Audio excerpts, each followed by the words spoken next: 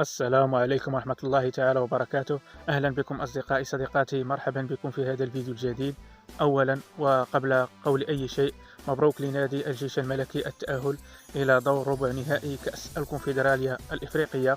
وهذا التأهل جاء بعد تقديم مجموعة من المباريات الرائعة في دور المجموعات، والتي حقق فيها الجيش الملكي 3 انتصارات وتعادل، وسمحت له بتصدر المجموعة وبالتالي التأهل بصفة نهائية إلى الدور القادم.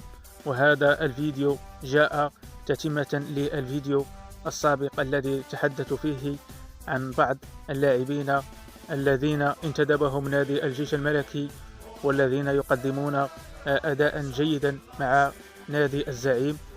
في هذا الفيديو سأتمم الحديث عن بعض اللاعبين الآخرين الذين يقدمون أداء رائعا مع النادي العسكري. وسأبدأ بحارس نادي الجيش الملكي أيوب لكرد.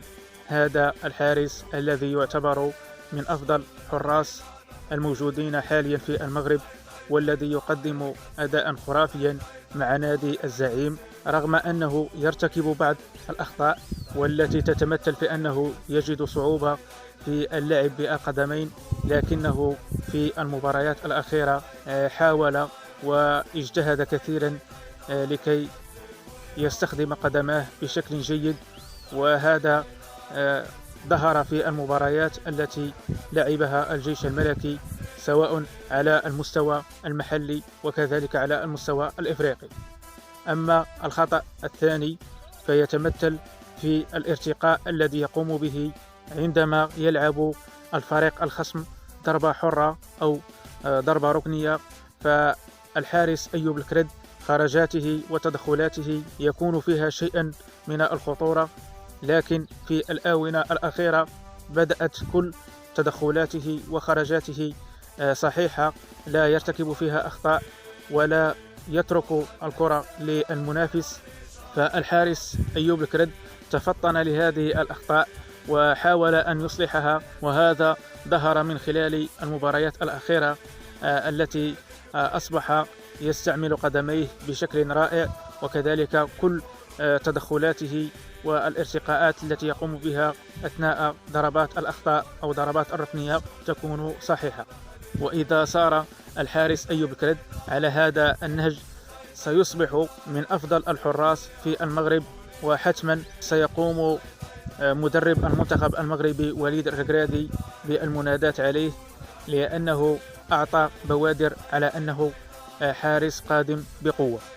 أما اللاعب الآخر الذي أريد التحدث عليه فهو اللاعب أو الجناح آدم النفاتي. هذا اللاعب المميز والذي انتدبه نادي الجيش الملكي من أجل تقديم مستوى رائع ومن أجل مساعدة نادي الجيش الملكي على حصد الألقاب وتقديم مستويات كبيرة جدا، لكنه في الآونة الأخيرة تدنى مستواه بشكل كبير وأصبح لا يقدم أداء جيدا مع نادي الزعيم، وهذا أعطى تخوفا لجماهير نادي العسكري. لكن هذا اللاعب يمتاز بمميزات جد رائعة، وهذا ما جعل المدرب فرناندو دا كروز يقحمه في المباريات الأخيرة لنادي الزعيم. وفي هذه المباريات الأخيرة قدم آدم النفاتي مستوى رائع، وبرهن على أنه قادم إلى الواجهة بقوة، وأنه قادر أن يعود إلى مستواه الحقيقي ومستواه الكبير الذي تعود عليه نادي الزعيم. فهذا اللاعب يعتبر من بين أحسن الأجنحة حاليا في المغرب، فهو لاعب لديه مجموعة من المميزات تتجلى في أنه لاعب سريع ولاعب يجيد المراوغة بشكل جيد، إضافة إلى أنه لاعب يعطي تمريرات حاسمة ويمتاز بتسديد الكرة من بعيد بشكل جيد. فهو سجل مجموعة من الأهداف عن طريق التسديد من بعيد، كما أنه يعطي تمريرات حاسمة التي تجعل المهاجمين يستغلونها بشكل جيد ويسجلون بها أهداف التي تساعد نادي الزعيم على الفوز بمجموعة من المباريات. فهذا اللاعب أيضا يعتبر متعدد المراكز، فهو يمكن له أن يلعب كمهاجم صريح، وأن يلعب كمهاجم وهمي خلف المهاجمين، وكذلك أن يلعب كجناح أيسر. وهذا المركز الأخير هو الذي أعطى فيه اللاعب آدم النفاتي بشكل جيد، وأتقنه بشكل رائع، وساعد فيه كثيرا نادي الجيش الملكي، سواء من حيث تقديم التمريرات الحاسمة للمهاجمين، وكذلك من حيث تسجيل الأهداف عن طريق التسديد من بعيد. فهذا اللاعب يعتبر نقطة مهمة لنادي الجيش الملكي. أما اللاعب الآخر الذي أريد التحدث عنه فهو لاعب وسط الميدان، اللاعب إبراهيم السبعوني. هذا اللاعب الأنيق واللاعب الذي يتقن دوره بشكل جيد، فهو لاعب يستطيع الخروج بالكرة من تحت الضغط الممارس عليه، كما أنه يستطيع الحفاظ على الكرة رغم الضغط الذي يتعرض له من المهاجمين، وكذلك يعطي تمريرات حاسمة. فهذا اللاعب لا يضيع الكرة بشكل سهل، فهو لاعب يستطيع الحفاظ على كرته بشكل جيد، وهو حاليا يعتبر من بين أحسن اللاعبين الذين يلعبون في خط وسط نادي الجيش الملكي. فهو لاعب دائما يقدم الشيء الكثير، سواء دخل كلاعب أساسي أو دخل كلاعب احتياطي، فهو يقدم كرة رائعة جدا وجميلة ويمتع الجمهور العسكري، ولذلك فهذا اللاعب أيضا يعتبر عنصرا مهم داخل نادي الجيش الملكي. أما اللاعب الآخر الذي سأتحدث عنه فقد سبق أن تكلمت عنه في الفيديو السابق، وهو اللاعب أحمد حمودان.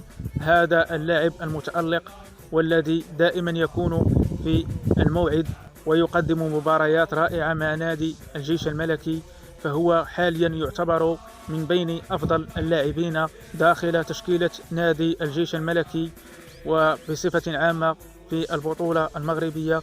فهو لاعب يقدم الحلول لنادي الجيش الملكي على مستوى الهجوم، فهو لاعب سريع جدا ولاعب يجيد المراوغات بشكل رائع، كما أنه يسجل أهداف غاية في الروعة، وهذه الأهداف تساهم بشكل كبير في تحقيق نادي الجيش الملكي لنقاط المباراة كاملة. فهذا اللاعب دائما يكون في الموعد ويساعد نادي الجيش الملكي في تحقيق الانتصارات، والتي جعلت نادي الجيش الملكي حاليا يتصدر البطولة الوطنية. وكذلك ساهم هذا اللاعب في تأهل نادي الجيش الملكي إلى دور ربع نهائي كأس الكونفدرالية الإفريقية. وسأختم هذا الفيديو بالحديث قليلا على المدرب فرناندو دا كروز.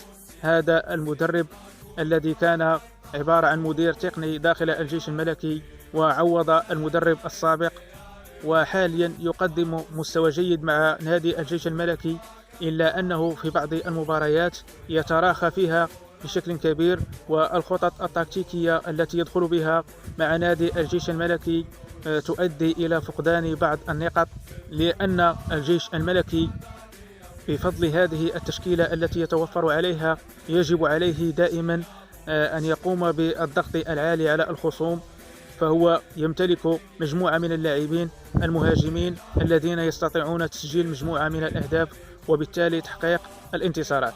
أما الرجوع إلى الوراء فهو يؤدي بالفريق إلى خسارة مجموعة من النقاط.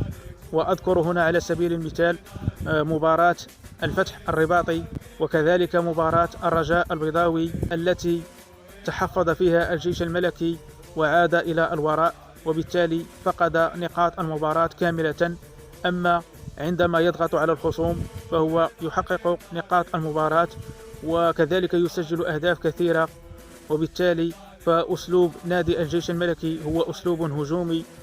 لذلك يجب على المدرب فرناندو دا كروز أن يبقى على هذا النهج والأسلوب الهجومي الذي غالبا ما يعطي فعالية ونجاعة ويساعد الجيش الملكي على تحقيق الانتصارات. وإن شاء الله نتمنى من الجيش الملكي في نهاية الموسم أن يحقق على الأقل لقبين أو 3 ألقاب. والسلام عليكم ورحمة الله تعالى وبركاته.